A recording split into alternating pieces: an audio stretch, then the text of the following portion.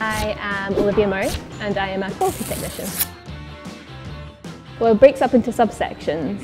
So we've got, we take care of the microbiology kind of program as well as the physical chemistry side and the sensory side of our beers, right down to kind of the assurance within our production teams as well. Quality technician kind of has a kind of big term. You enjoy explaining what your job is because everyone's always interested in it. I'm from Nairn, just 2 hours away, but I studied in Aberdeen and I now work in Aberdeen, so best of both worlds. Two other employees in our quality department share the same degree, and it's one of those degrees that I never knew that it could be influenced in so many different kind of industries, especially food and drink, let alone specifically brewing. So that was really intriguing to know when I first kind of started, and from there it's like snowballed. My favourite BrewDog beer? Ooh.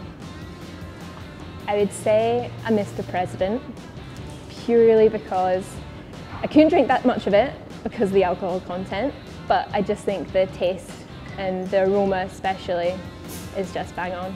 I think we get it right every single time. I think a couple of crazy names get thrown about and then you kind of think, do we really need to be labelling that and saying it all the time? I don't know if I can say it. I don't know if I can.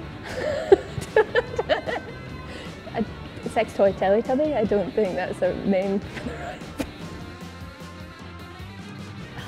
Because it can change so much. There's so different aspects and it always kind of comes down to your raw materials, right? So you have your malt and your water and your hops, and when you put it all together, there's so much science behind it all, each individual process, and it can be completely broken down.